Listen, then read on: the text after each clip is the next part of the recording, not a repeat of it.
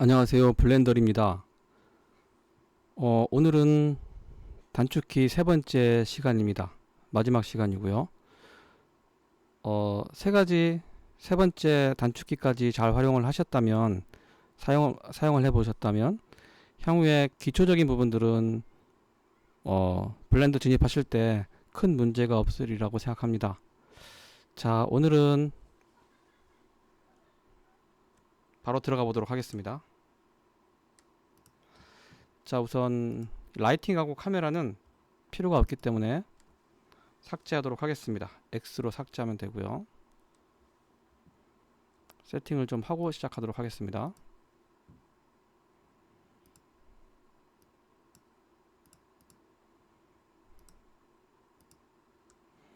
예.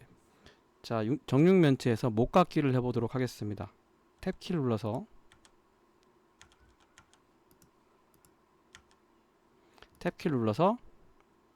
2번 모드, 엣지 모드 상태에서 컨트롤 B를 누르면 컨트롤 B 누르면 이렇게 목깎기가 되고요. 적정한 상태에서 클릭을 해주시면 됩니다. 그러면 왼쪽에 팝업 창이 뜨면서 세그먼트 수 조절하실 수 있고요. 그리고 이 폭을 또 조절하실 수 있습니다. 자, 이번에는 그 뾰족한 부분 목깎기를 한번 해보도록 하겠습니다. 1번 벌텍스 모드에서 선택을 하고 이번에는 컨트롤 쉬프트 B를 눌러봅니다. 움직이면 이렇게 목깎기가 되겠죠? 자, 현재 목깎기는 이렇게 설정해 놓은 상태에서 바로 직전에 설정해 놓은 상태와 연결돼서 되기 때문에 이렇게 따로 설정을 해주시면 이렇게 평평하게 목깎기를 할 수 있습니다. 자, 탭키 눌러서 오브젝트 모드로 나온 다음에 삭제를 해보도록 하겠습니다. Shift A 눌러서 스피어를 누르는데 UV 스피어를 만들어 보도록 하겠습니다. 자, 이렇게 만들어졌고요. 만들어지자마자 이렇게 세그먼트를 정할 수 있죠. 적절하게 정해주시면 되고요. 지금 상황에서는 중요한 게 아니기 때문에 자, 이 상태에서 루프 컷을 해보도록 하겠습니다. 루프 컷은 에디트 모드에서만 가능하고요. 탭키 눌러서 에디트 모드에서 컨트롤 R 누르면 길게 루프 컷을 할 수 있습니다. 방향에 따라서 설정을 할 수 있고요. 마우스를 클릭하지 마시고 중간에 만들고 싶으면 마우스를 클릭하지 마시고 엔터 누르고 바로 ESC 누르면 바로 중간에 루프 컷이 설정이 되고요. 컨트롤 다시 R 눌러서 자, 이번에는 클릭을 한 다음에 루프 컷 개수를 조절하고 싶으면 마우스 휠을 굴려서 조절하실 수 있습니다. 제 거 맥이라서 잘 안되는데요. 클릭하고 이렇게 수정하셔도 상관이 없습니다. 지금은 넘버 오브 컷을 숫자를 변경해서 만들고 있습니다. 자, 이렇게 하시면 되고요. 자, 그 다음에 면을 자르고 싶을 때 나이프를 사용하는데 K입니다. 단축키 K를 눌러서 면 커서 모양이 바뀌고요. 예를 들면 여기서부터 여기 자르고 싶다.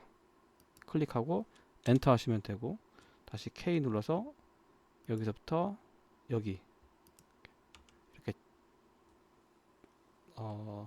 엔터 해서 자르기 하시면 됩니다. 이게 면의 흐름을 바꿀 때 주로 유용하게 쓰입니다. 자, 3번 모드에서 페이스를 삭제를 해보고요. 하나만 삭제하겠습니다. 페이스. 자, 페이스를 채우는 거를 해보도록 할게요. 엣지 모드에서 2번 키죠. 누른 다음에 F 눌러주면 필로 F 해서 이렇게 면이 자동으로 채워지게 됩니다. 자, 그 다음에 1번 모드 가보도록 하겠습니다. 자, 이 엣지들을 이동을 할 때 뭐 이렇게 잡고 이동을 하면 형태가 깨지죠. 형태가 깨집니다. 컨트롤 Z 하겠습니다. 그러면 이 모양의 형태를 따라서 이동될 수 있게 하려면 G를 2번 누르면 됩니다. 그럼 위쪽 방향 해서 클릭, 다시 GG 해서 이렇게 연결을 하면 모양이 깨지지 않고 그 모양을 원본 모양을 유지하면서 벌텍스가 이동이 되게 됩니다. 자, 다음 페이스 모드로 가보도록 하겠습니다. 3번 모드죠.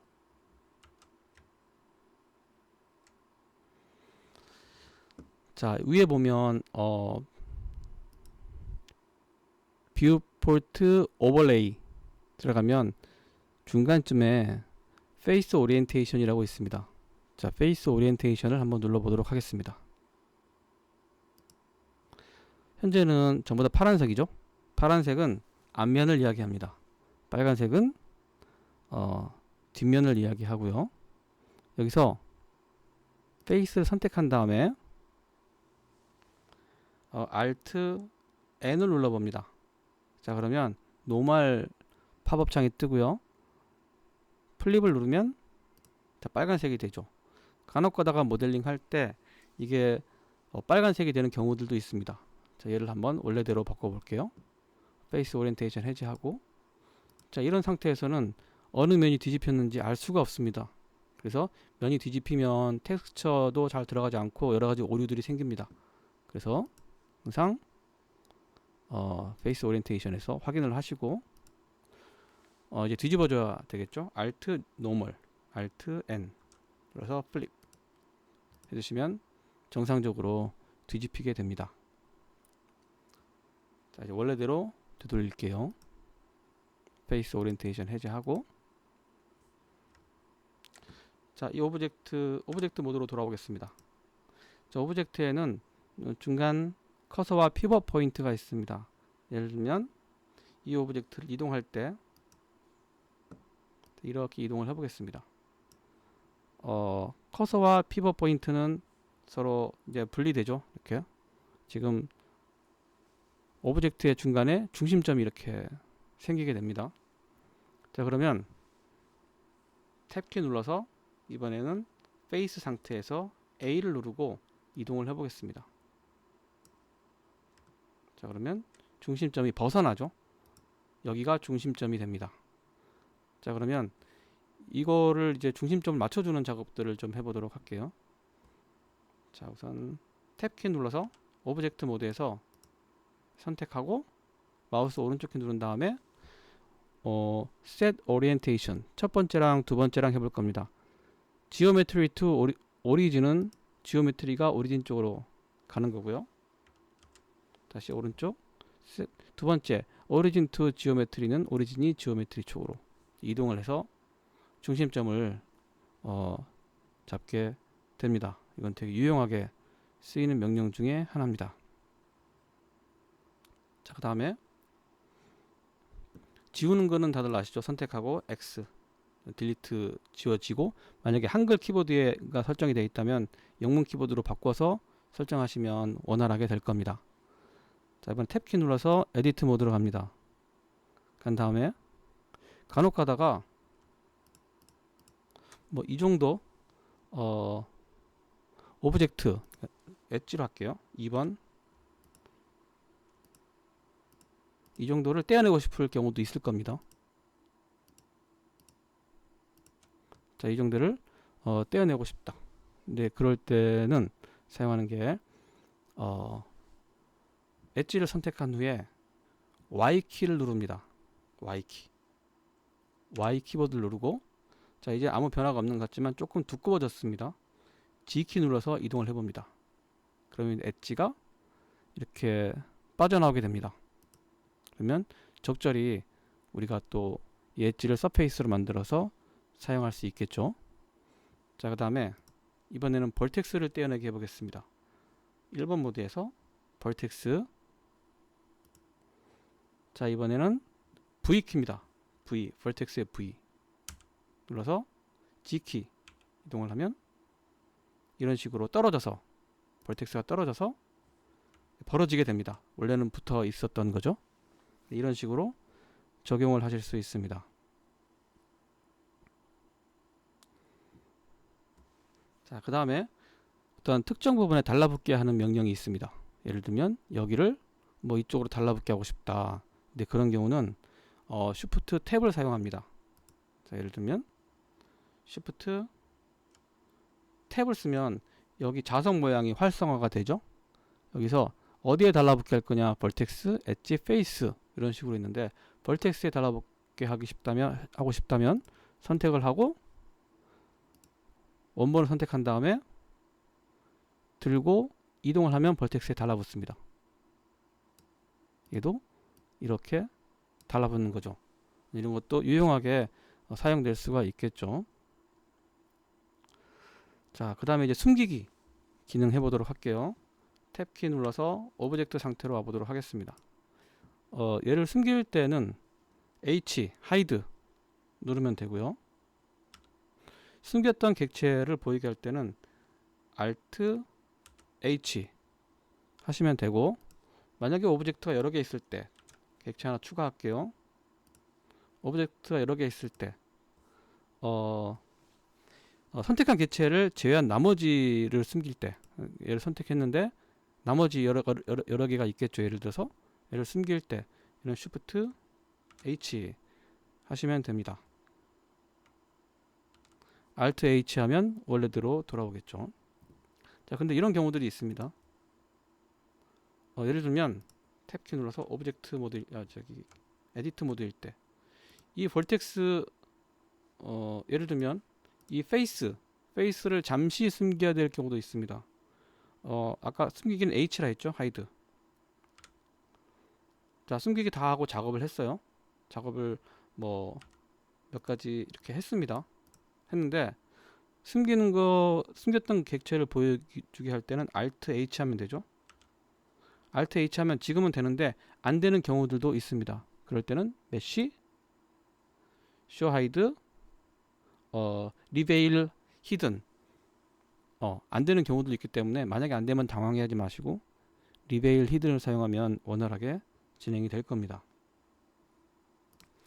자, 그 다음에 또 진행을 계속적으로 해서 몇 가지 해보도록 할게요. 탭키 눌러서 얘가 겹쳐 있을 때, 겹쳐서 안에 있는 내용들은 안 보일 수 있잖아요. 그래서 Alt